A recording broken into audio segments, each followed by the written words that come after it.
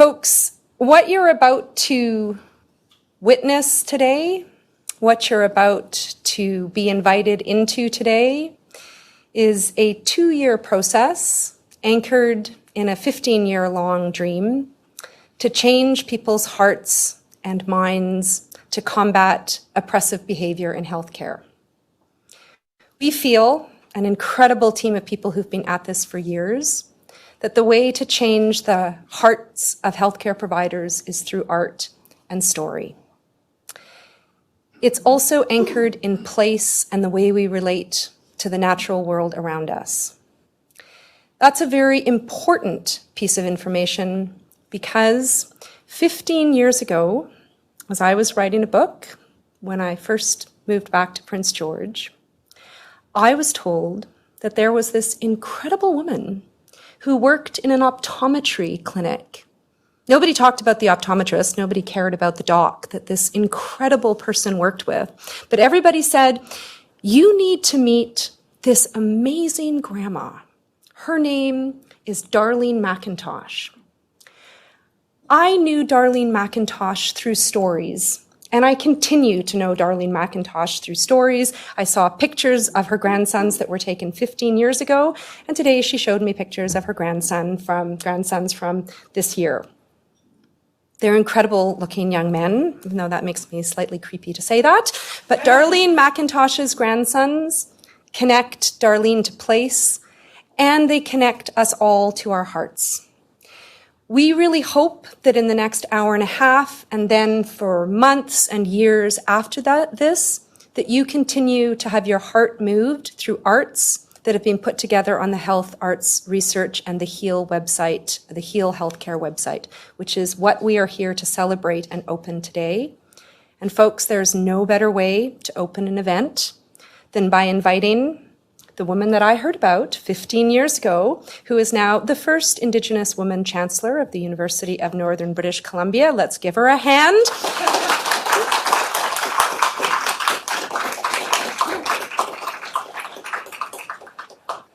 This is Elder Darlene McIntosh, who is here to welcome you. And the stories that we have built for many years, Darlene, thank you so much for being here. Thank you.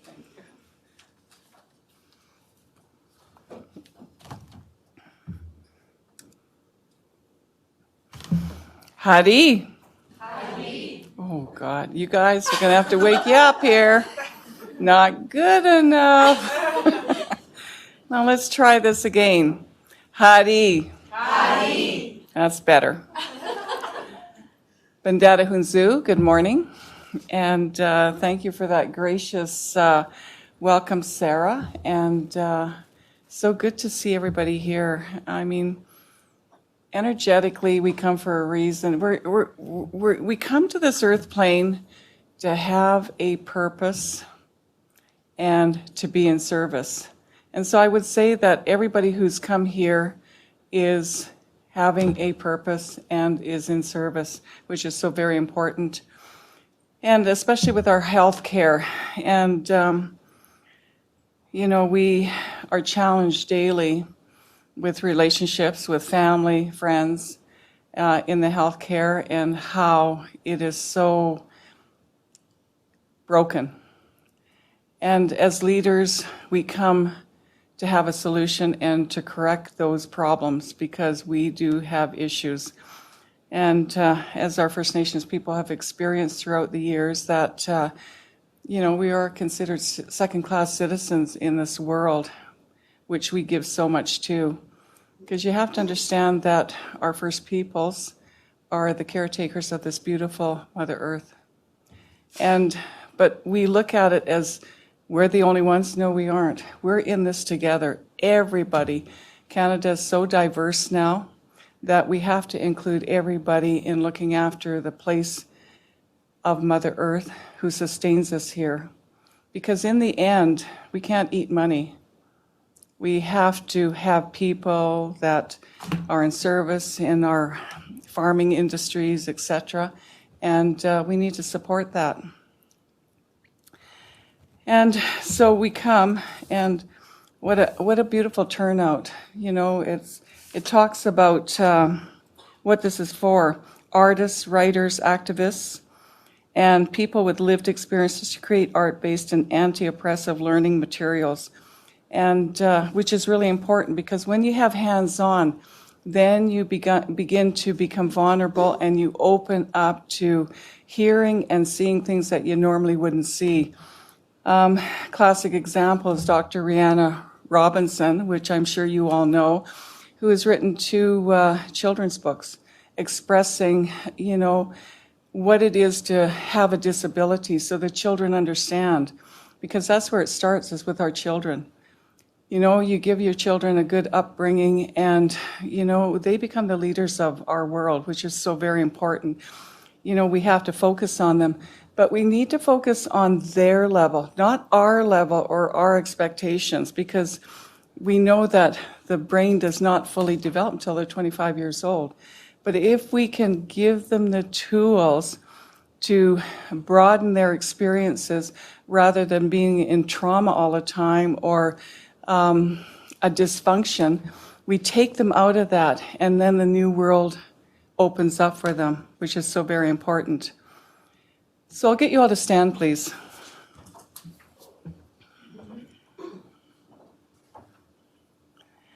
And the first thing I want you to do is take a nice deep cleansing breath throughout your whole body. Nice deep cleansing breath. As we breathe into our body, we connect to a deeper level of ourselves.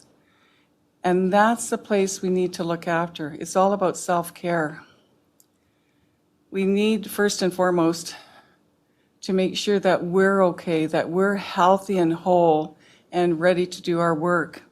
Because if we're not, then when you're out doing your work, you're letting go of your energy, and then it's depleted. So then where are you?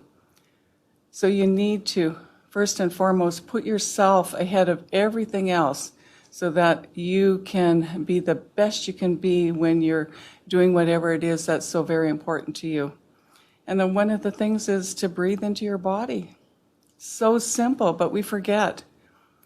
And when we're up against the wall and we're full of anxiety and fear, we need to go to a quiet spot just for a few minutes.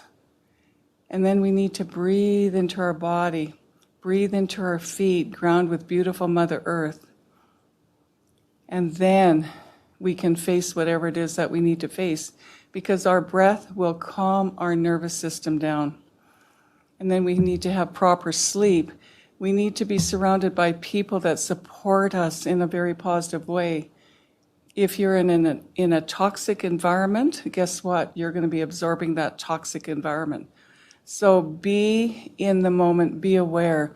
It's just like you come here this morning. You don't want to be in yesterday because that's past. Can't do anything about it. We don't want to be in tomorrow because that's an unknown.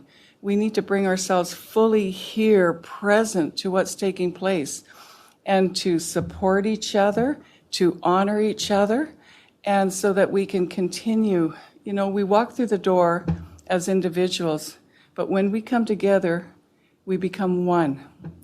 We are no different than anybody else. We don't look at the color, we don't look where you're from, or if you have an accent. That is just oblivious. So, and I always encourage people that when you're in a group, talk to a complete stranger, And the easiest thing you can do to bring in that good energy is to put that smile on your face, because that smile will be continuous. And it's so simple and so easy. So just remember, as this day goes on, smile. So we, the Clayton Nation, have been on our traditional lands over 9,000 years, as supported by lithic evidence. The changes have taken place over thousands of years supports the enduring strength, courage, and fortitude of our peoples. Our governance through the Batlands brought balance and harmony with our brothers and sisters of other First Nations people. Clayton clans are Frog, Lasilu, Grouse, Utsu, Beaver, Sa, and Bear Sus. Through this system, we know who our family connections are. Through our oral history, the use of legends told of our travels, our hunting and fishing territories, our trading practices with all peoples. May we remember and hold steadfast in what Creator's blessed us with, and that is our traditional territories. Our ancestors have always welcomed people to our traditional territories. On behalf of Claytley Tene's elders, our youth, community members, and Chief and Council, it is absolutely our honor to welcome each and every one of you to our traditional territories. All my relations, H.E.A.L, thank you. Please be seated.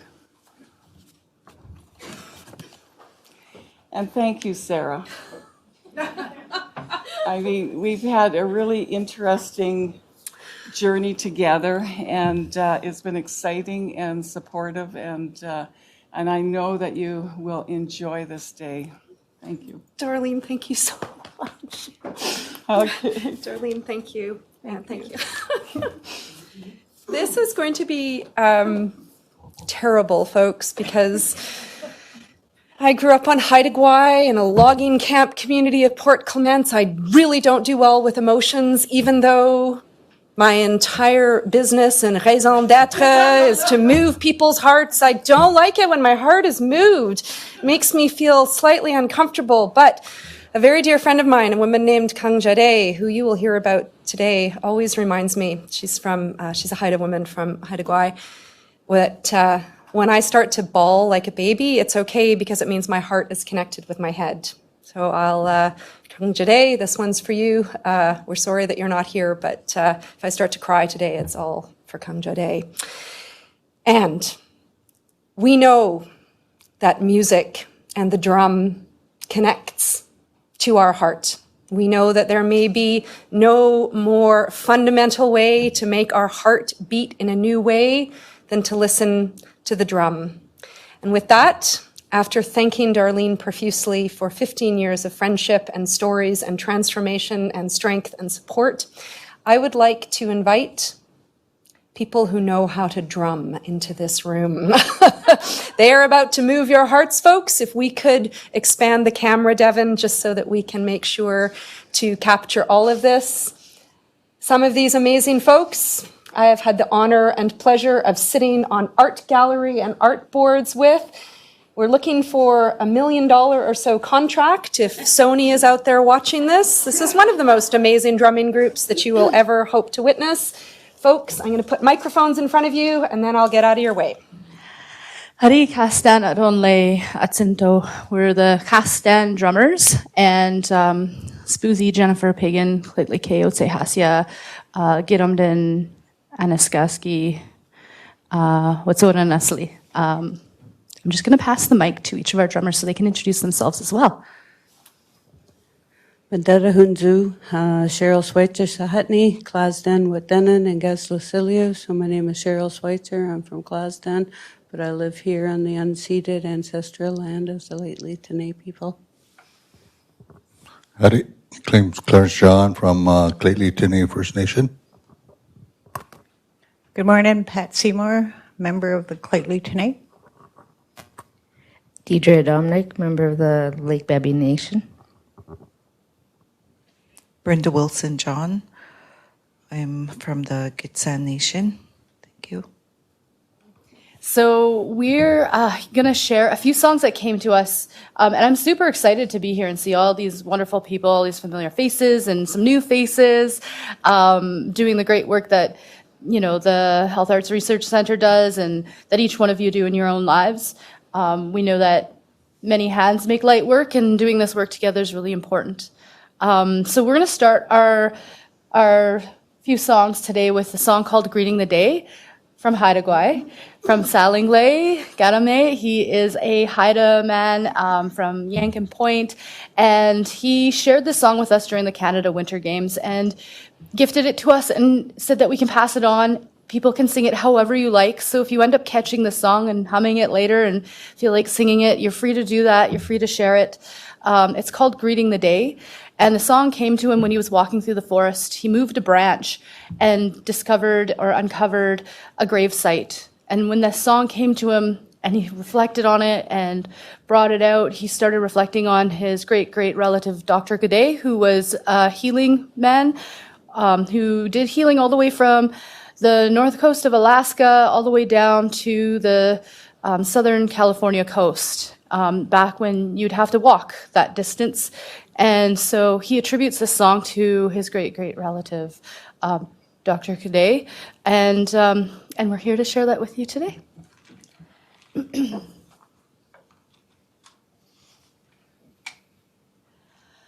Hi-ya, ho-ah, H.E.A.L, hey, hey, ay-ya, Halloway, hey, away, ya, hey, hey, hey. Hi-ya, halla-hee-yay, halloway, away, ah-hey-ya, hey, hey, hey. Hi-yo, ho-ah-hee-yay, halla, hey, hey, ay-ya, Halloway, hey, away, ya, hey, hey, hey. Hi-ya,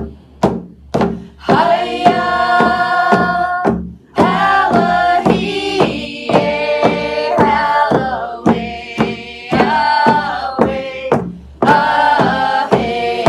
ah-hey-ya, hey, hey,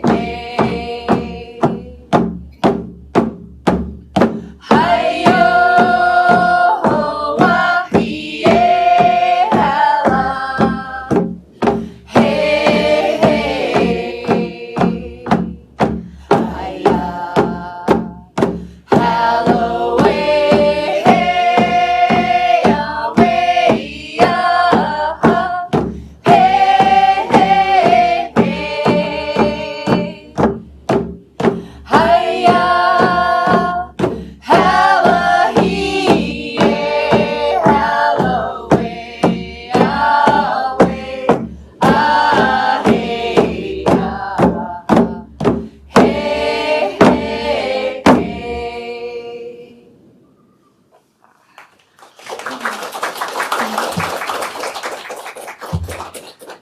That's a great song to start our morning off with. The second song that we're going to share is a local song. So we want to make sure we have some of our local language and knowledge shared as well, from this region. So the song's called Morris Quaw's Lament. Morris Quaw was a member of Lheidli T'enneh. He was a chief at one time, and he had he went through a few wives. He had a few wives. One of them came from Nakazli.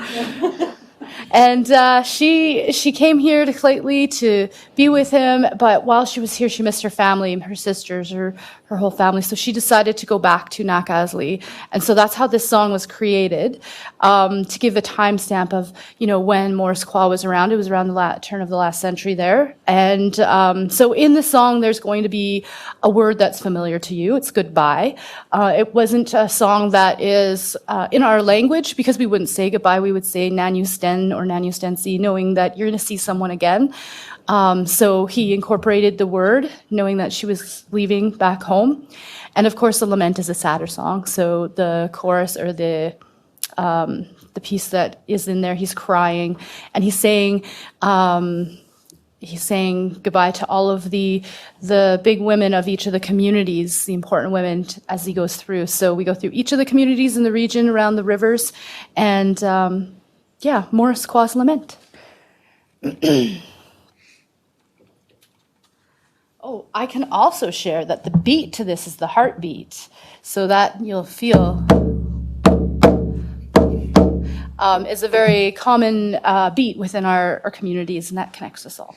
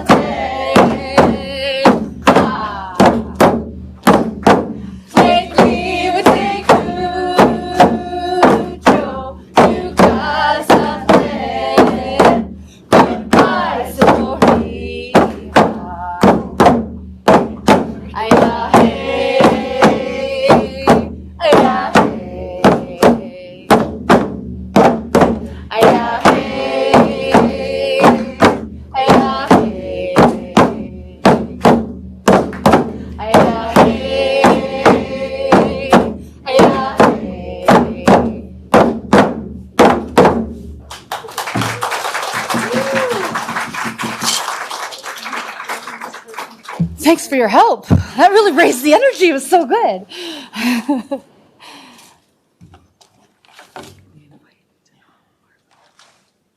Yeah. Do you have an extra bottle? So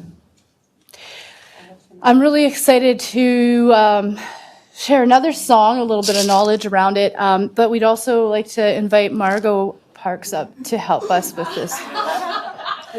She is an honorary class stand drummer.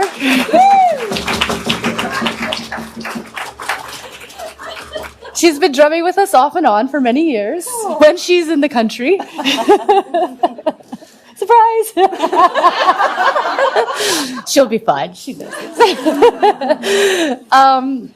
So our song that we're going to share with Margot, special guest Margot, is the Snake Medicine song. It's a song, so we started on the west coast at H.E.A.L, and we came here to Claytley and, through the region. And this other song that we're sharing is called Snake Medicine Song. And in the song, it comes from Anishinaabe Nation. The song is used to kind of wake up the area and often scare away the snakes and stuff when you're harvesting medicine. Another connection that we have here is that in our Dakat communities, rattles weren't really used for music, they were used for medicine. So I think it's very appropriate to share this song with you. It was shared with us by Verna Hardwick Jr. She is a language and culture teacher. I think she's retired now, but she was teaching the language and culture and these songs and had some CDs. And I got to meet her and talk to her, and she shared a lot of the songs that come from their area. They vary from different areas, just like around here, you'll hear like the grouse song in different communities. It's slightly different. So the snake medicine may be heard differently in other places. She shared the swirling river water song, and so it's really nice to share and share that we have that permission. If you'd like to reach out to her, you may want to learn some songs as well. Found her on Facebook. After hearing the CD, and then we shared lots of. So snake medicine.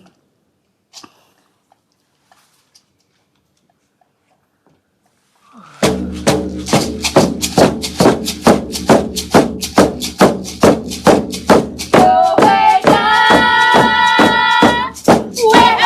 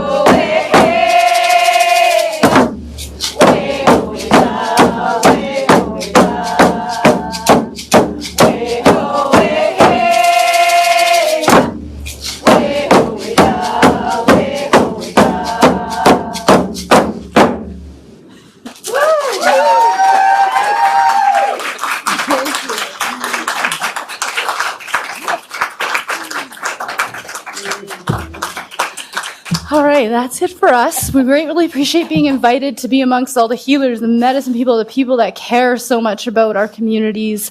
And I just want to give a shout out to our land back friend here at the front, because our land is our medicine. Our land is important to us. It is our health, our wellness, and everything. So not only land but get back to the land. H.E.A.L, yeah.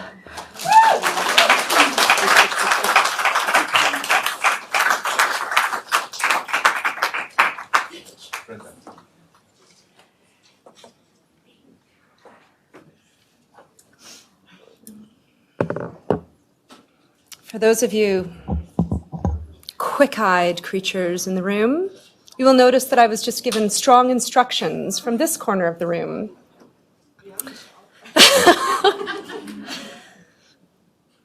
This corner of the room is the heart and soul of the H.E.A.L Healthcare Project. I am genuinely honored and touched, and I can't make eye contact with Nicole Halbauer right now, because if I do, I'll cry. I know this spectacular human being from the hallowed hallways of Caledonia Senior Secondary in the heart of Tsimshian territory, in what is colonial known as Terrace, not to mention gravel pit parties that I'm sure that we both frequented at some point in time in our far back youthful days. Michelle is a more recent addition to my incredibly honorable group of friends and colleagues. Michelle, Nicole, thank you so much. Folks, you just witnessed the power of art to transform and move bodies. Art is not an accessory to medicine or healthcare. Art is not a nice little thing done on the sides of our desk. Art is the heart of good healthcare. And there are no two people more qualified to speak about the potential of art to heal healthcare and to heal biases and oppression that so many of us carry around, that many of us don't even know we carry. Art is equal to science in healthcare and in medicine. And Nicole and Michelle are out here to put that live and into the world through the H.E.A.L Healthcare website and project. Nicole, Michelle, if I might ask that you take this show away, I would really appreciate it. Thanks, everyone, and thanks to you all who are joining on Zoom from corners around the virtual world. Oh, Amasa, is this one on? No. I'll let the tech turn it on. Because that's been our, no? Oh. Hello? Oh, there we go. Amasa, achstam hanach dawayu, kitsam kalam diwal watgu, ganhara dipteoku. Hello, everyone. My name is Nicole Halbauer. My Smalyuk name is achstam hanach. It means victorious woman. I am from the Raven clan of the Kitsam Kalam people in the Tsimshian Nation.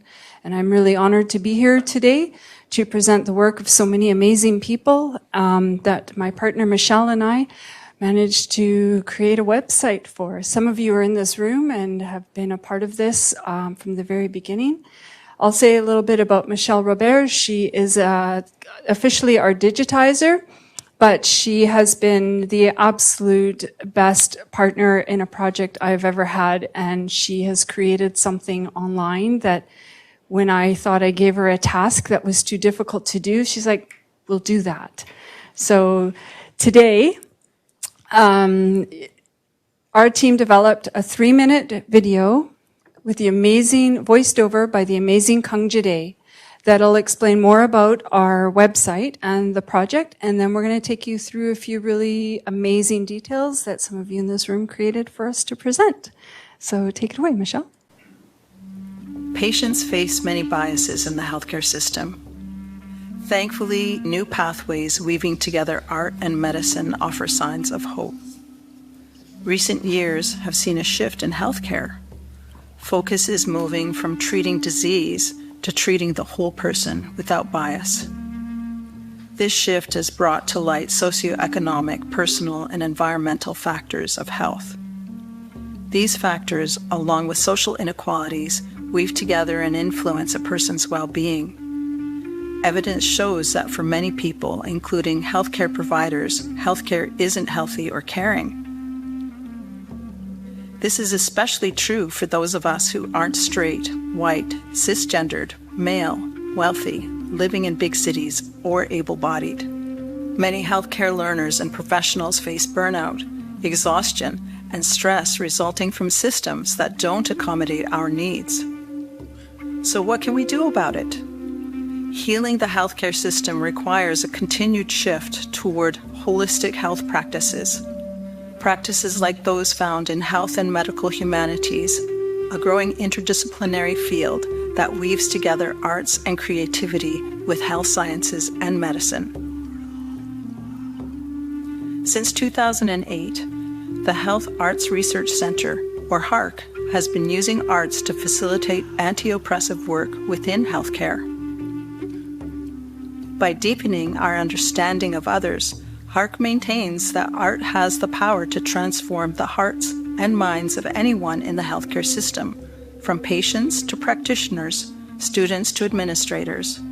Hearing and sharing stories illuminate biases, which offers individuals the power to change. Stories and art are sources of strength, innovation, and potential. Art and stories offer new, anti-oppressive, anti-colonial ways of thinking and being. They offer threads for learning and understanding the whole person. For health professionals, the result can be new perspectives that improve practice and patient health outcomes. The H.E.A.L Healthcare Project is a way to explore ourselves and our world and to learn how working just a bit differently can provide a big benefit. Strands of learning from the H.E.A.L Healthcare Project intersect and weave a pathway and experience unique to each individual. If you want to help the healthcare system shift its focus onto people, start here. HEARC is located on the unceded traditional territories of the Lheidli and the north-central geographies of colonial British Columbia. Oh, I need to take a minute. I was doing really good at holding my tears in until that last song. So I just need to just take a minute and say, this has been 2 years, and this project is very near and dear to my heart. I never write anything down when I'm speaking. I was taught to speak the truth, you speak from your heart. I had to furiously write notes because I am so overwhelmed and emotional at this project. After 35 years in the healthcare world, to be able to stand here and present this to you is overwhelming and emotional for me. So, as Kang Jide would say, and as Mildred would say, I'm just going to be totally real, and you're going to have to watch me read index cards, which is not what I usually do. Okay? And if I cry, I'm going to cry. I'm going to keep my hat on so you can't see my makeup run.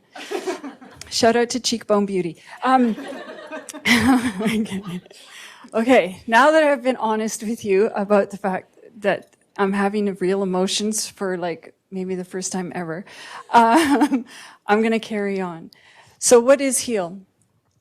You can read the slide here. Hearts-based education, anti-colonial learning. What the heck? Listen, I had over 100 cups of coffee with people trying to explain to them what this was. And they were like, what does that mean? Some of you in this room had that cup of coffee with me virtually.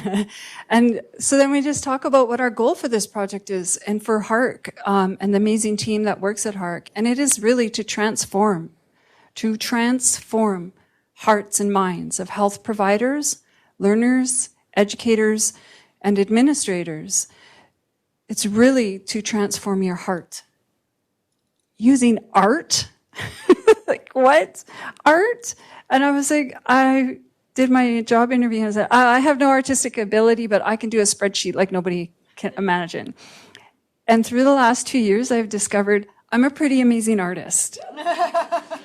Yes, that's what happens when you transform your heart, using art in learning to address biases. Like Sarah said, we all have biases. And when we don't acknowledge or learn about the biases we have, we don't know the impact that bias is having on people we treat, people we meet, people we talk to, people we have coffee with. So to be the most authentic self and to be the person that does no harm in the future, we need to know what our biases are first. And this is where I get weepy. One of the projects in here will talk about bias. There's a story by a Tsimshian woman named Amakaram Lachsulda. And she writes it all in Semeliuk, which is the language of the Tsimshian people. And it's called Berry Bellies, Mayim Bin Ben. And part of the self-reflective part of this course is you have the art, and then you have the piece that you do your self-reflective piece. And she talks about what it was like as a child to go to the emergency room. Her mother is Indigenous, her father is not. Very young, at like 10 years old, she learned that if she needed to go to the emergency room, to go with her father, even though he was not her main support person, even though he was not as well educated as her mother, even though he did not communicate as clearly with her or others or even really understand the medical system, whereas her mother had all of those skills. But she knew if she went with her father, who was non-Indigenous, she would receive better health care. And she would have more tests. At 10 years old, she'd figured this out. And that's what it means to address our biases. And just so you were really clear on who that child's mother was, that she felt like she needed to take her non-Indigenous father with her, that's my child's contribution to this project. I'm that mother. So it isn't about anything else except the biases that we are treating people with when they come into our organizations. So yeah, that's my daughter's project. You'll find a lot of my family in here. Those that I could bully anyway. So yeah, that's the importance of this work, is to understand how these biases we hold internally can impact the care that we give others and the way we receive care. Each module holds sections of self-reflection. I often talk about the way I think cultural safety and cultural competency were a great place to start. But those are about what's out there. And what can I learn about your culture and your culture and your culture so that I can be better? But this project is about, okay, what can I learn about me and how I feel about things when I see them, what I'm presented with, to make me a better service provider and make me a better human being in this world that we live in. And so this is my answer to that question. It's not always about cultural competency and cultural safety. This project is not meant to be extractive. It is meant to be focused on your biases through art. Art. But why art? Okay, this is my little rant. The healthcare system, especially, and a lot of our systems are rooted in the thought of separating your mind and your heart. You are going to be rational and scientific over here, and you're going to forget your humanity and your emotions and everything over there. If you're going to do art, you're only going to feel. You're always going to be in your emotions, and that's the way you're going to operate in the world, and nobody will ever think of you as scientific. But that's out of balance, and we can't do that, because then we wind up with systems that don't address people as a whole. So what the H.E.A.L team does an amazing job at is making sure that your mind and your heart are in alignment and in balance through using art and bringing that sense of play back into who you are so that you can be a better person in yourself and in the world that you live in. That's not what I wrote down. So the colonial constructs of healthcare are rooted in that separation of mind and heart. And at the H.E.A.L and H.E.A.L, we strive to change this. We believe a whole person with their mind and heart connected can be far more, just more empathetic, more intelligent, more whatever, just whatever. And art in all its beauty and chaos and strangeness, that's what reconciliation of the rational and the emotional into wholeness can create. So what was our project approach? I had a lot of coffee with a lot of people and a lot of Zoom meetings. But 30 people rose to the challenge. 30. And we appreciate all of you for doing so. Because in the beginning, to be honest, I didn't know what I was doing. But we did things differently. I had over 100 coffee dates to speak to possible contributors, and I built relationships with nearly 30 of you. We shared our lived experience with each other, and I told you that was a project. And you were like, well, many of you were like, I don't know. And I'm like, no, it's a project. Like, people need to hear your story. Like, you need to do something. Like, come on board. And so you did. And in turn, you all created great works of poetry, painting, cooking, you name it, equine body language.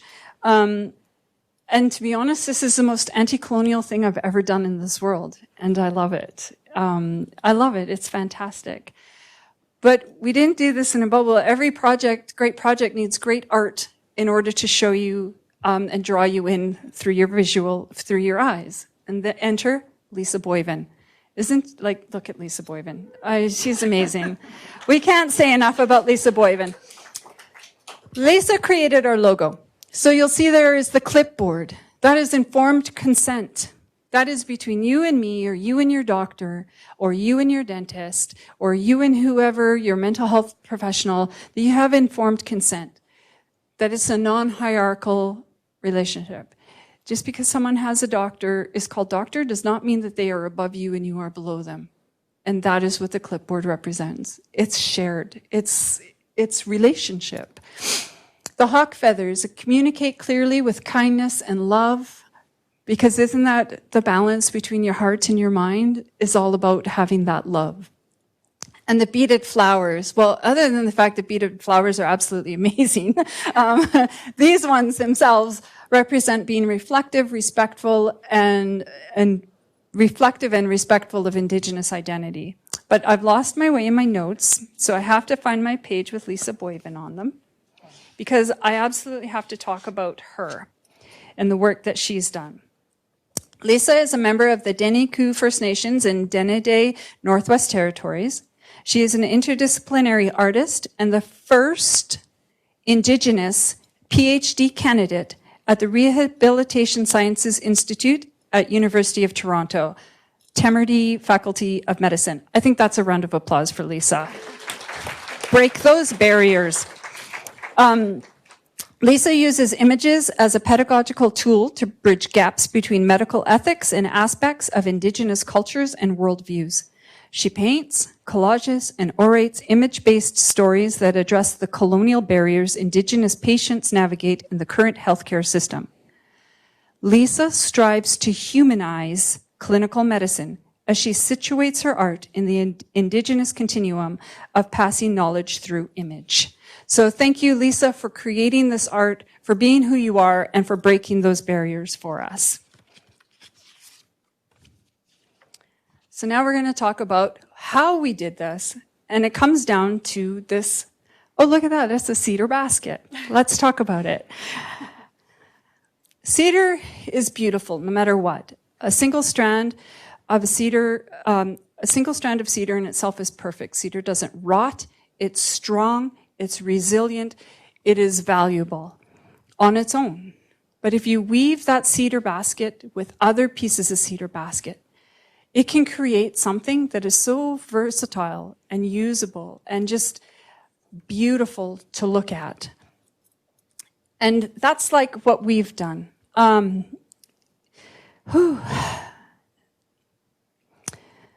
You have a versatile, beautiful vessel that can carry hope, change, and equity. In Tsimshian culture, a matriarch has a basket of names. Each of these names in the basket represent the wholeness and continuity of what it means to be fully Tsimshian.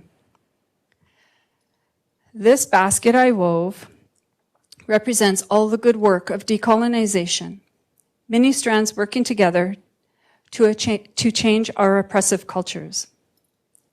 But it's unfinished, so why am I bragging?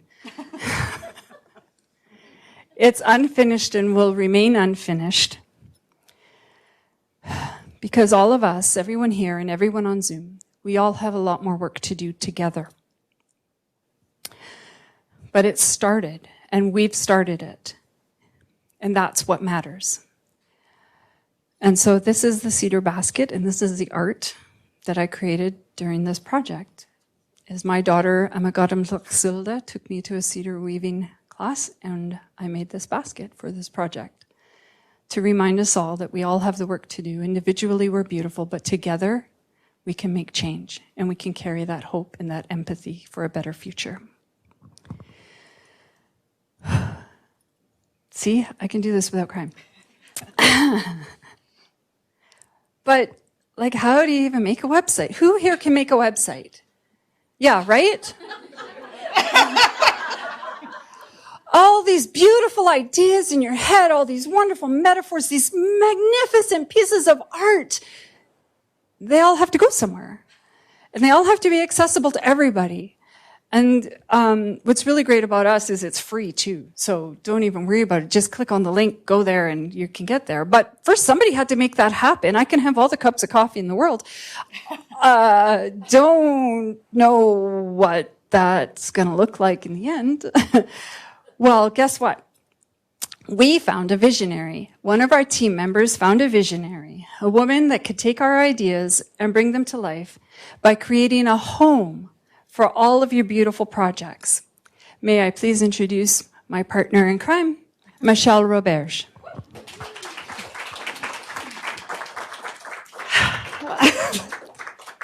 Oh, this is an emotional day. Thank you, Nicole. So I am going to talk about the actual website. And I just have the one slide, actually, because a lot of the work is for you all to go into the website and explore it and start your journey through it. You have cards on your tables to get you there. It's a very easy H.E.A.L That's all you have to type in to get to it. So, as Nicole so beautifully said, we were inspired to create a website that is very, codes and, orderly and how it has to be on the internet. But we had to create it in as anti-colonial a way as we could, which was actually kind of hard to do. So the first thing we did was we had all these amazing projects. Curriculum. We've been calling them projects for 2 years, so excuse me if I keep calling them projects. And we needed to present them on the website, but a big part of this is that because you're leading from your heart and you're exploring what is you need to do that you might not know you need to do for yourself, is we had to make it so that all the choices were yours and how you navigate through and how the projects are presented to you. So there's no order to it other than we've lumped the projects into the biases that they address. And so you start by picking a bias, and then you're presented with these different curricula that are created by individuals who are unique to themselves, and they've created these curricula that are spectacular and different from one another, so that you're going to experience something different with every one. And when you go into them, then you have the lessons. And the lessons can be videos, they can be poetry. You'll learn how to write poetry. You'll explore it yourself. You'll have lots of reflection questions. There's stories, there's children's stories that are so powerful and beautiful in themselves. And so so they're all held within this basket. And so that's how we present it to you. And so the graphic on the left, right? Shows how the structure, the sort of the step-by-step that you need for a website. The H.E.A.L Healthcare is a learning resource on itself. And then, like I said, we have examples of, there's 4 biases there. And you can see these threads. So those 3 curricula that are under those biases, they're woven together. And so you're going to, if you click on sexism, you're actually going to see 2 of those projects. But then you go to, so small, ableism, and you'll see them again, because nothing is in isolation. They intersect, and this is part of this anti-colonial way of thinking, is that there's all this intersectionality between all these biases and the way that we go through the world.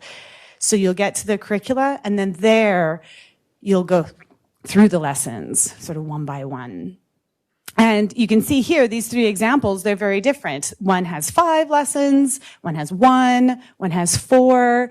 And so they're all unique in that way. And so all of the curricula that are on the website, you can do yourself, self-directed. And I encourage you all to do that.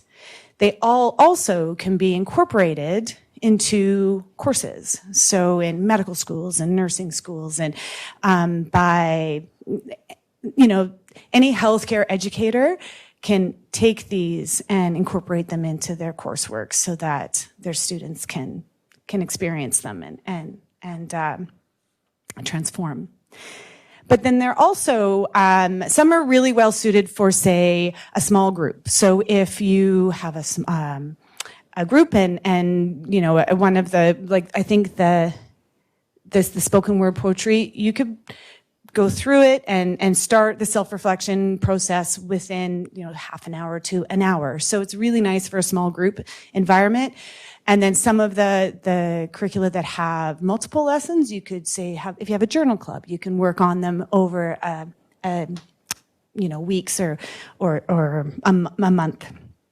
And so there's lots of different ways that you can work through these, alone, together, in a classroom.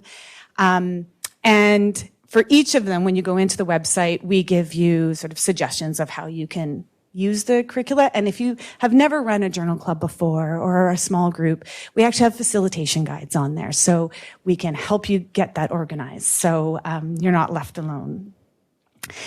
So that is the website. I'm not going to demo it. I want you all to go in there and experience it. And it's just been an honor. So I'm not going to talk because I'm going to cry.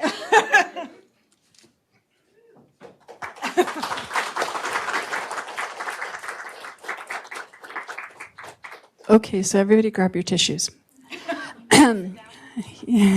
No. We're a team. We do this together. Shut up. Okay. Okay. So we always say thank you in this culture. We thank everybody for everything from everything. And so oftentimes when you are relearning your language, relearning your culture in this society, you ask your elders, well, how do you say thank you? How do you say please? Well, many of our cultures didn't have that. They didn't have goodbye. They didn't have please. They didn't have thank you. Those were just givens. So I naively at 15 asked Mildred, how do you say thank you? Like if you're just like saying that, it doesn't sound very grateful. And she's like, well, why not? And so she gave me a word. She said, well, if you just want to say thanks, like, whatever, thanks for holding the door or whatever, she says, then you just say, I'm Debin. I'm like, that's good job. You did a good job. You did a good thing. And I'm like, oh, that's easy. I can say that. My English-speaking tongue can say that quite nicely. I'm Debin. then I said, but what if it's not? Like, what if you like really want to say thank you? And then she says, well, then you say, or she said, "Indoyexit newsum." And what that means is every part of me recognizes that something that you have done has changed me and made me a better person because of what you've done. And all of me has been changed by this interaction with you. And you're only supposed to ever say "Toyexit newsum" when it's something really, really big.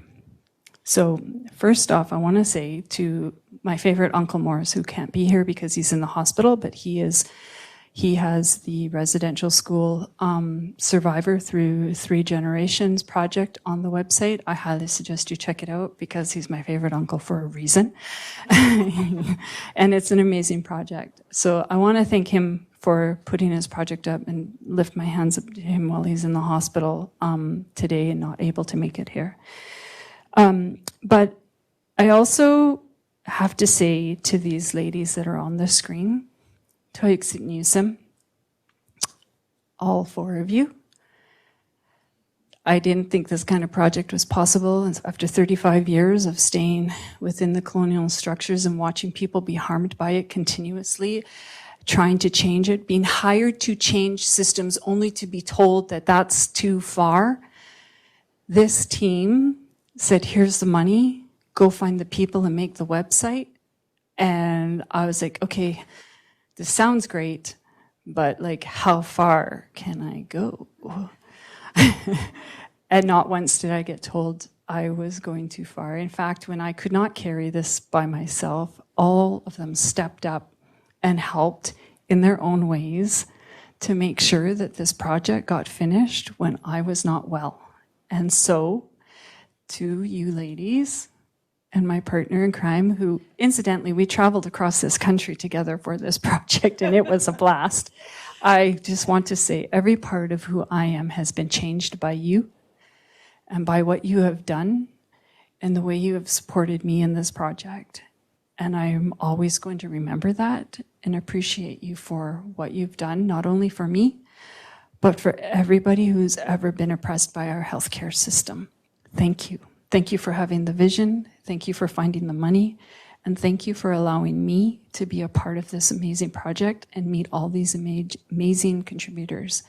And for being by my side when I just wanted to crawl under a rock and say, I can't do it. So, Toyexit newsum.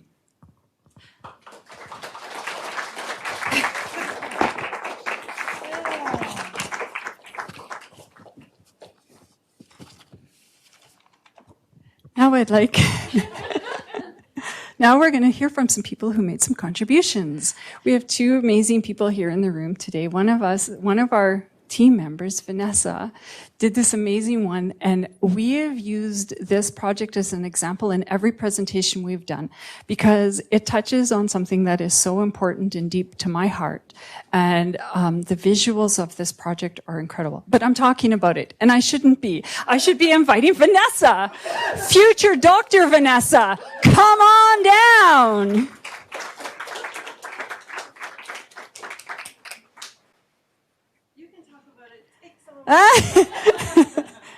I love Vanessa. She's going to inspire you with her project. Go to the website. Check it out. Can I use this? Yep. Yes. I don't know how though. I don't know how either. Because I'm handsy, so like, I'll be doing this. Oh, I was using this for comfort. Oh, okay.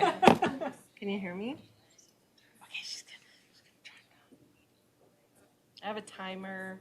I have notes. Yes, I am a student. Thank you.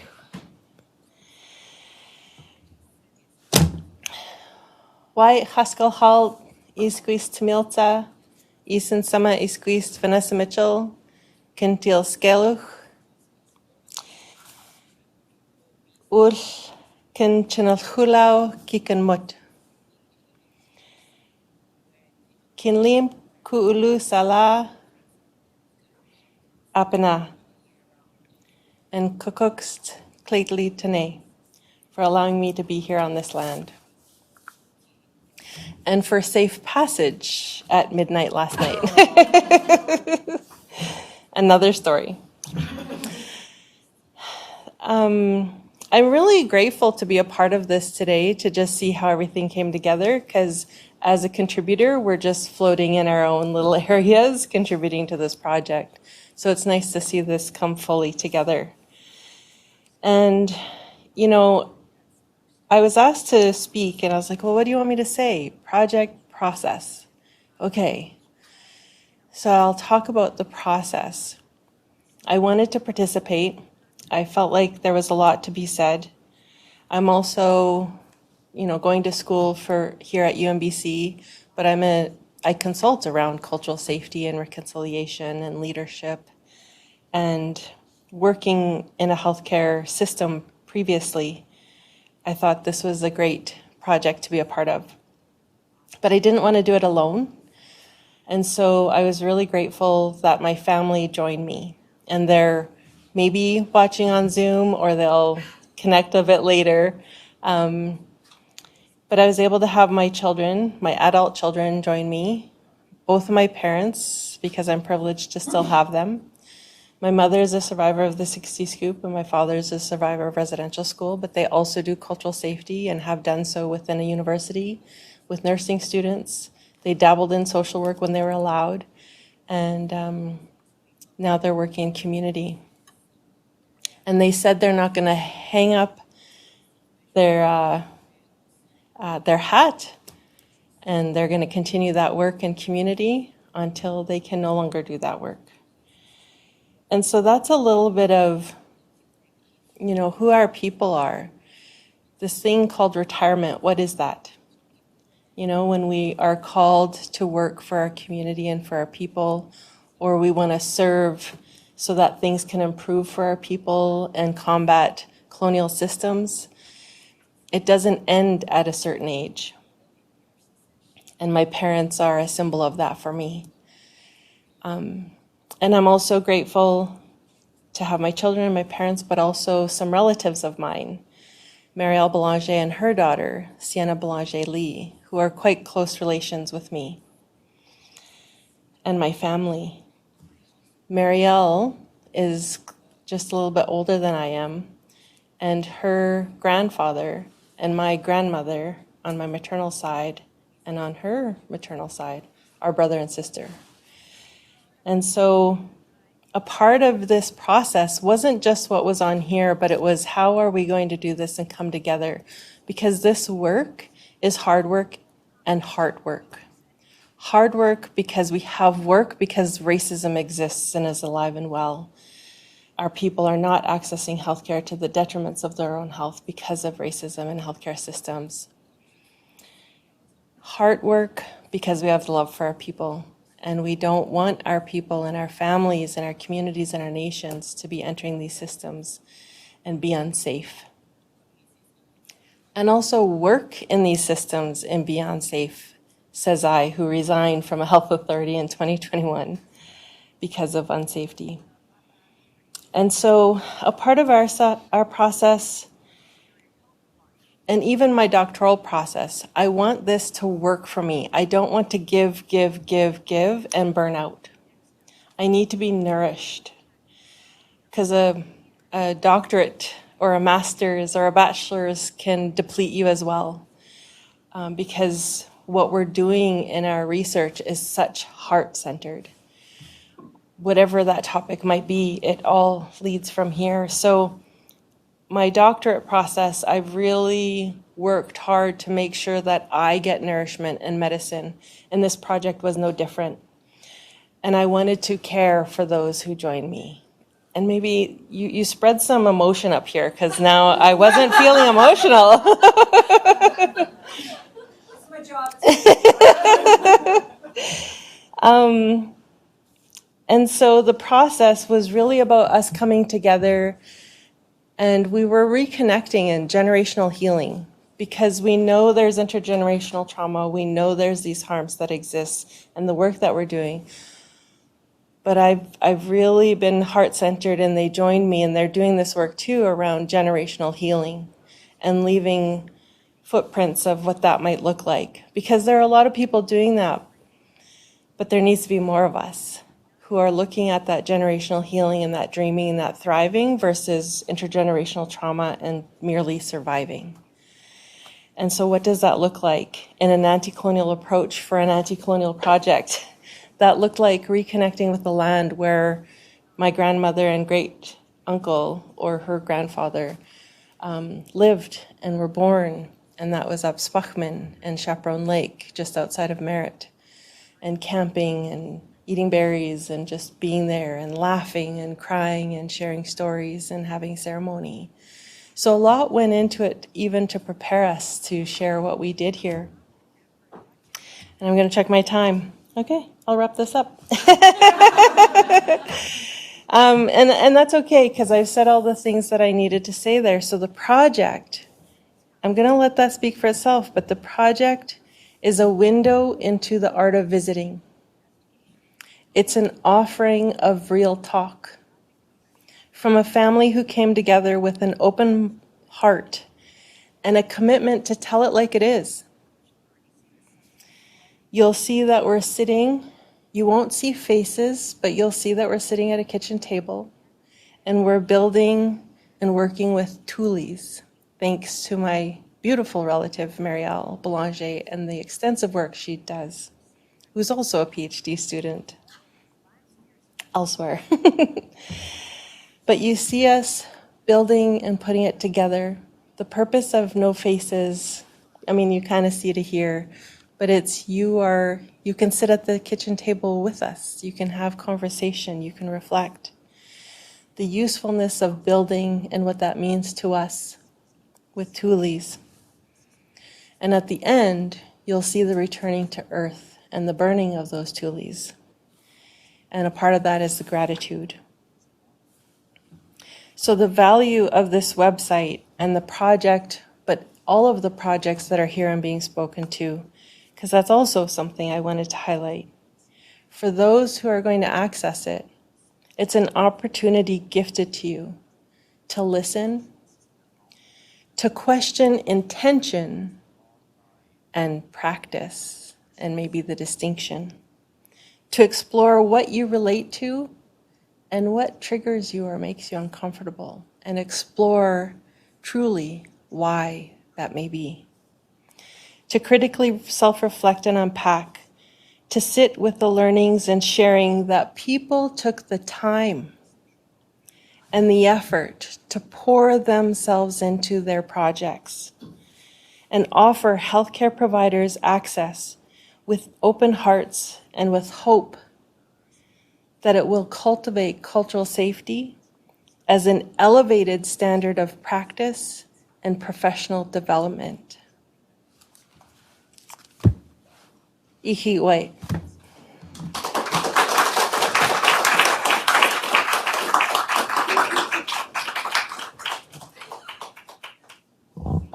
Vanessa, thank you so much. There are incredible curricula, lessons, and projects on this website.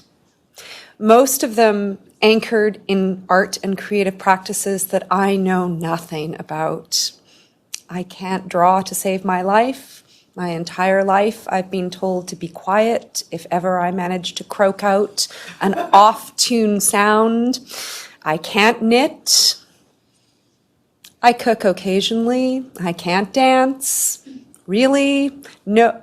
Okay, Margot's seen me dance around her living room from time to time, but that's an embarrassing thing that we try not to mention too often. I can, however, write.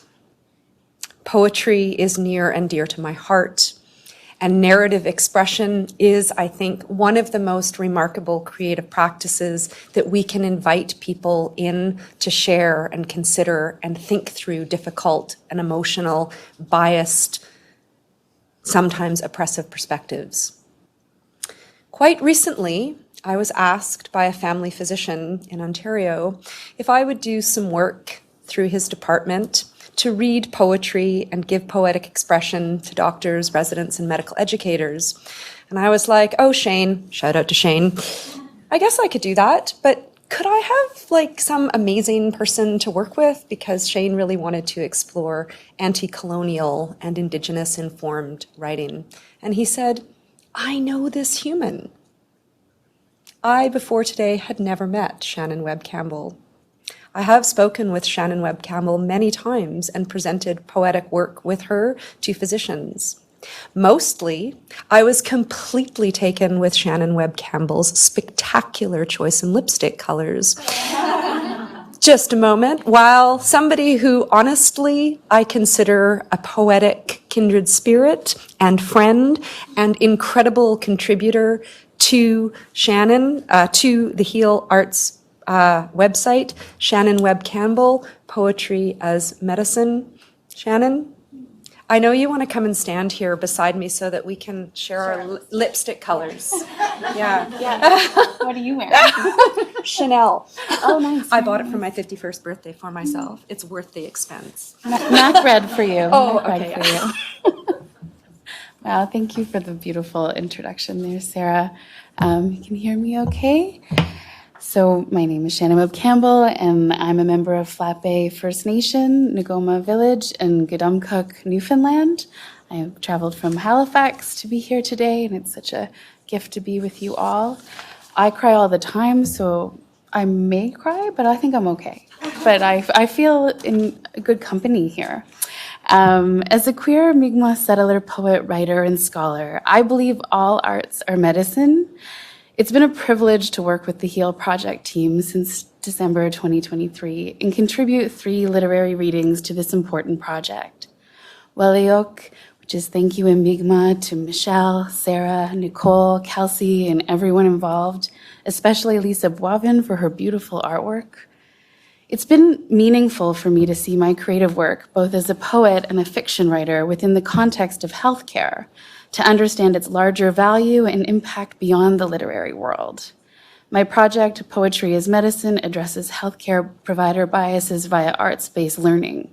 Along with audio recordings, there are resources with questions that help guide learners through potential biased issues of gender, race, sexual orientation, classism, colonialism, and homophobia. I recently defended my PhD in English creative writing at the University of New Brunswick in April. Thank you. So it's a real honor to be here today and read an excerpt from my dissertation, which is also featured on the website, which takes the form of a novel titled Only Young. The novel is named after a well-known colloquial Newfoundland phrase describing a lack of maturity or experience. Only Young is a coming-of-age story that portrays the complexities of Indigenous identity in Newfoundland from the perspective of a young two-spirit character, Sarah, whose story resembles my own. Only Young's primary narrative takes place partially in Newfoundland and partially in Ontario and is set in 2011, when Halapu Mi'kmaq First Nation Band was recognized by the federal government. The novel also flashes back to Mi'kmaq characters living at the time of Newfoundland's 1949 confederation with Canada. The novel examines these events and the narratives surrounding them primarily via Sarah's exploration of both the colonial constructions of identity and her larger family's relationship to her ancestral lands and body. Despite hesitations, Sarah goes on a road trip from Ontario to Western Newfoundland with her estranged father, Charlie, to his small Mi'kmaq community where he attempts to make amends.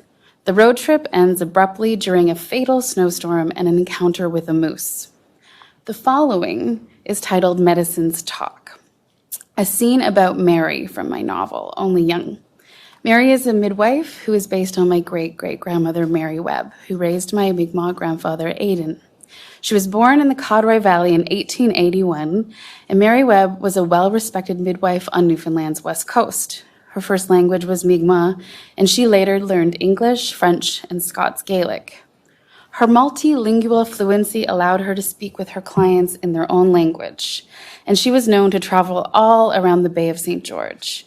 She was a career midwife who brought over 700 babies into the world and didn't lose one. She traveled by dog team, horse sled, and snowshoe to get to her patients. She was a healer who used traditional Mi'kmaq medicines. She was a hunter, trapper, craftswoman, and gardener, also the bootlegger. Mary is survived by her 3 daughters, 24 grandchildren, 41 great-grandchildren, and 66 great-great-grandchildren. As I stand here today, they are erecting the Mary Webb Gathering Place, a new healing center in Flat Bay, Nogama Village in Newfoundland, the Mi'kmaq community where my Mi'kmaq family comes from. Medicines talk. Mary wakes up before dawn and prays to the Creator. She asks Creator to help her begin the day in a good way. She thanks him for the gift of being alive while she greets the rising sun. At the kitchen table, there's a glass of water, a jar of homemade blueberry jam, a piece of half-eaten bread, salt and pepper shakers, an eagle feather, and a smudge bowl. Mary smudges her eyes, ears, mouth, heart, body, and mind, and prays out loud, alone in her little house. Mary only prays in Mi'kmaq. It's how she knows the Creator will understand her. She stopped saying the rosary years ago and was taught by her elders to pray every morning and listen to your body and pay attention to what it has to say. Listen to your spirit and hear its voice. Listen to your heart and always speak from this place. Like many who came before her, Mary dreams in Mi'kmaq. Her ancestors come to her while her body is midnight swimming in realms of unconsciousness. In the early waking hours, Mary thinks in Mi'kmaq first and translates to English or Gaelic or French so others can understand her. She speaks slowly and is careful with each word she translates, thinking about what each word means. Words mean different things in Mi'kmaq than in English, and some things don't translate. Today is a new moon, a time of renewal. She tries to teach the youngsters how you treat your medicines is how they will heal you. Mary knows that medicines talk. Sweetgrass is the sacred medicine of the east direction. It grows wild across Turtle Island. When burning, it smells like sweet smoke. A braid of sweetgrass is the hair of Mother Earth. Sage is the sacred medicine of the south. It smolders when burning and attracts good intentions and repels spirits that intend to harm. Juniper is our medicine of the west direction. It's cleansing, fresh, and invigorating. Fungi are the traditional medicine of the north. Mary smudges her eyes, her ears, her mouth over her head and pushes smoke down past her heart. In Mi'kmaq, she thanks the caribou for love. She thanks the eagle for respect. She thinks of the bear and asks for bravery so that she won't be afraid to do her work. She asks for honesty so that no one will harm her or anyone else in her community. Mary asks for humility so no one will be superior to another. She asks for truth that she will see the Creator in the future and will meet him with a clean heart and spirit. Mary lets smoke drift throughout her little house as the sun grows stronger. As she finishes smudging, Mary tosses the chicken bones from last night's soup stock out for the eagles to eat. She smiles to herself as she sees the new buds bloom on the trees, hears the birds chirping, and calls out to the old dogs to give up their barking. Her neighbor is coming up over the hill with a bag of eels and smelts for her to fry up, a gift from the water, another form of medicine, breakfast. And I'd like to close with the poem that's also part of my poetry as medicine. If love is our last hope, the medicine wheel is our compass. Look north to catch midnight, find death in winter. Look east for dawn, find light in spring. Look south at birth, find rebirth in summer. Look west at dusk, find wisdom in fall. Each direction, a spirit helper, an element, a sacred medicine. A circle embodies the passage of sun and 4 seasons. I am of the dawn here at the edge, knowing first light. You know longer shades of day. Look to animal stars, find sweet grass. Look for mineral, sun, find tobacco. Look at plant moon, find cedar. Look to human earth, find sage. Our lives move in circles. We are sunwise. Thank you for everything. Thank you for this huge trip.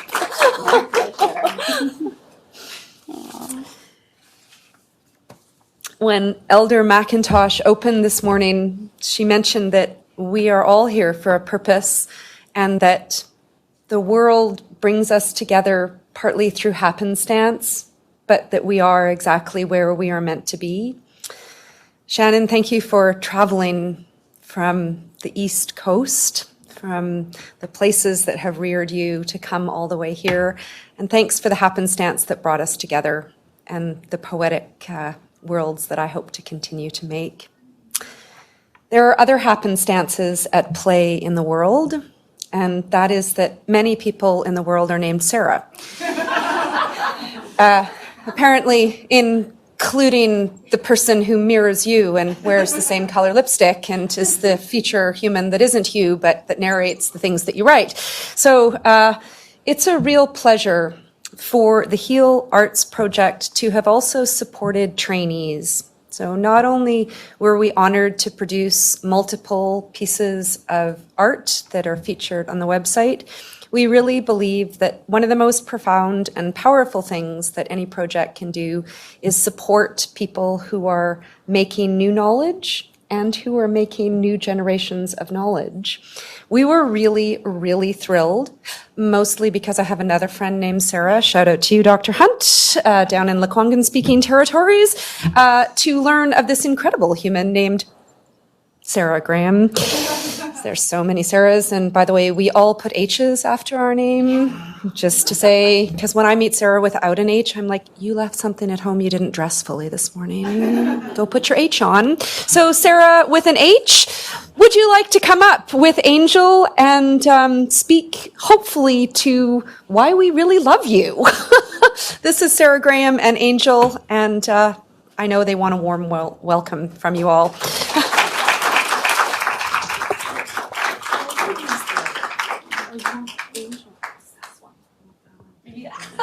Thank you. Thank you. I'm just going to start a timer because we are what's standing between you and lunch. So I don't want to take up too much of your time. Thank you so much for having us here. And thank you to Darlene for welcoming us this morning. My name is Sarah. Believe it or not. And I'm a queer white settler who's done sexualized violence work on Lekwungen and Wasinich lands, colonially known as Victoria, since 2017. And I started out in this work when I was pretty young. I'm not very old now, because of my own experiences of abuse, but also out of care for loved ones, my loved ones who've been hurt by or lost to systemic violence. And I'm very honored to stand here with Angel, who would also like to introduce herself. Okay.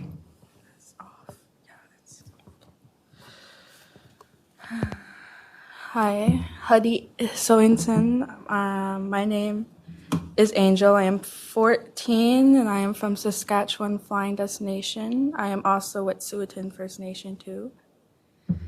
I'm dyslexic, so I might make a few mistakes, but at the same time, I know I'm not perfect.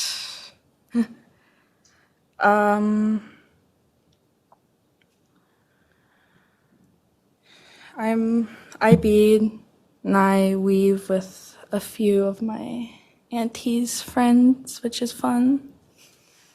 And yeah, it's my introduction. Thanks, Angel. So I'm going to share a little bit about my research project, which I recently defended for my... Thank you. So in my thesis, I sought to create a space for dreaming for community-based prevention educators about the teachings that we really wish we had received as high school age youth. And so in selecting folks to be part of this project, I chose educators, adult educators, who were known for upholding youth self-determination and whose voices are often erased and marginalized in mainstream anti-violence, so especially those of folks who experience and resist racism, colonialism, trans antagonism, and sex work stigma. And so through the research process, we developed principles for sex-positive, feminist, decolonial, queer, and anti-racist sexual health education. Sounds pretty fun, right? And so the four core themes that emerged was the necessity of using a structural analysis of power dynamics, ensuring that education represents the youth that it seeks to serve, using destigmatized and contextually relevant information, and raising the bar far, far above consent. And so today I'll just speak very briefly to a few findings. So one of the most standout themes was that participants were very clear that while basic information about things like STIs is helpful, exhaustive detail about the systems associated with every STI only serves to create fear. Instead, many participants called for information that is shared without stigma, such as treating STIs with the same tone and intensity as other common infections like a cold. Another major learning from the research is that who is facilitating and how a workshop made someone feel is actually more important than what specific information is shared. Nobody I interviewed could remember a single thing they learned from high school sex ed, but vividly they shared with me how it made them feel and who they remember talking. And I think that's really profound for us to consider when we're thinking about how to do effective education. And third, the research highlighted the ways that we currently talk about consent and how that could really grow and expand to become more contextual, dynamic, attuned to power dynamics, embodied, and pleasure-oriented. So an example that's like especially relevant for healthcare was supporting youth to have autonomy over the words that are used for their body and their body parts, especially when we're supporting queer and trans youth. And finally, participants and also a lot of the community-based literature that I drew upon revealed the power of understanding pleasure as part of young people's relationship with themselves, with their identities, with the land, and with each other. And amidst like really high rates of violence, it could be hard to make space for conversations about pleasure. But the research really revealed that by using pleasure as a starting point, sexual health can challenge dominant narratives and actually create space for more just ways of being in relationship. So that's kind of the like heady academic part, but the even more fun part is Angel and I got to do some really fun arts-based research. And so Angel was a research assistant on the project and is also someone who's part of my family. And she is going to speak a bit about a cedar weaving workshop that was led by a Cowichan teacher and an intergenerational collage activity, which for those of us who are not gifted at visual art, collage is amazing. Okay, I'll pass it to you. Yeah, weaving is a way for me to feel connected and closer to my homelands. Because I live in this city, it's really hard for me to not be homesick. So when I weave, I feel more close to my territories.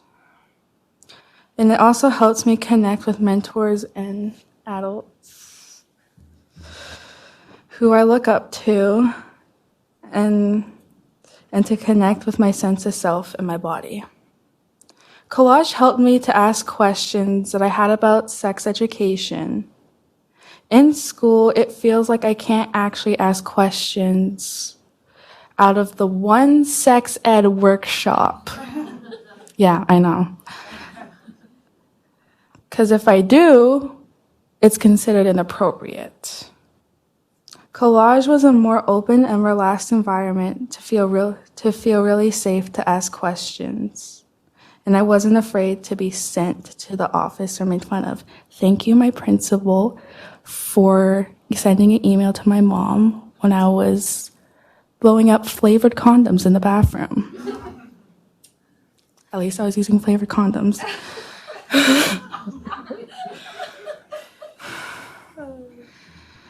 And outside Sarah's research, social media is a great place to look for information. If I don't have anyone to go to or no one has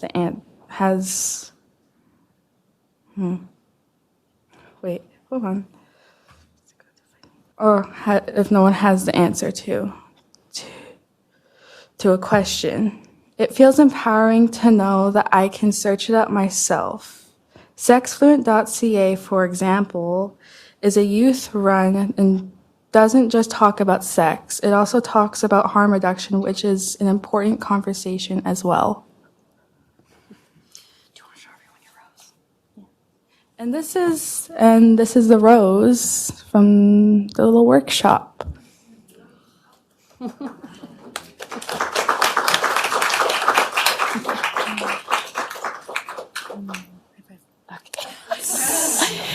Angel is so naturally gifted at weaving that our teacher, Tyrone, recruited her to co-lead the workshop partway through. And so to close, we just wanted to share a few cards from the Native Youth Sexual Health Network's recently released Indigenous Youth Affirmation Deck. We really love this project and all the ways it centers the very practices and values that the H.E.A.L project is using to create change. So these cards represent some of our hopes and dreams for the types of sexual health care that all youth might access one day.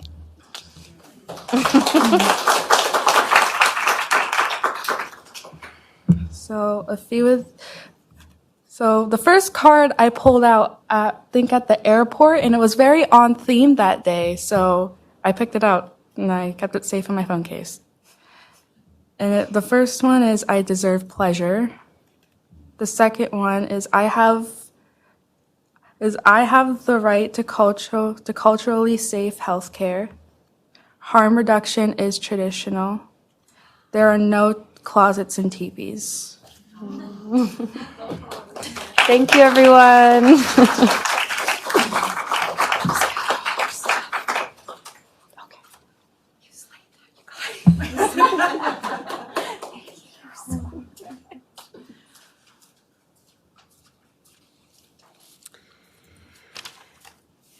Sometimes when I begin workshops or start a project that is opened by an elder, I think I can just sit down now because in 2 to 4 minutes, a First Nations, Métis, or Inuit elder opens a gathering and says everything that needs to be said.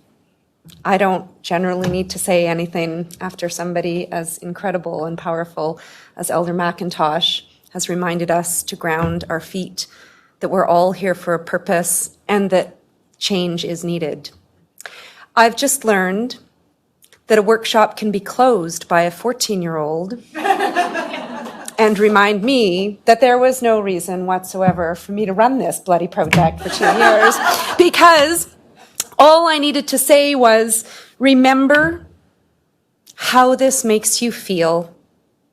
Remember that pleasure is something we're all entitled to. I sincerely hope, folks, that this morning you have thought more about accessing a website that could not have been developed without Nicole, Michelle, Lisa Strigler, and Lisa Monroe, as well as many, many other people who are associated with the Health Arts Research Center and the larger project.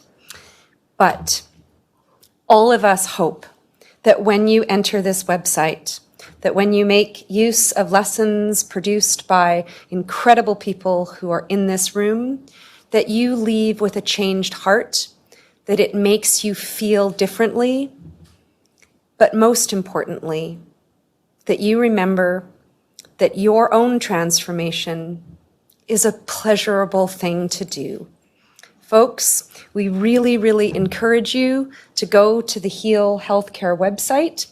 We, of course, could not have done any of this without money. I grew up without a lot of money, so I like money because then we can give it to people and they can do amazing work. We're very, very thankful to the multiple funders that worked with us over a number of years.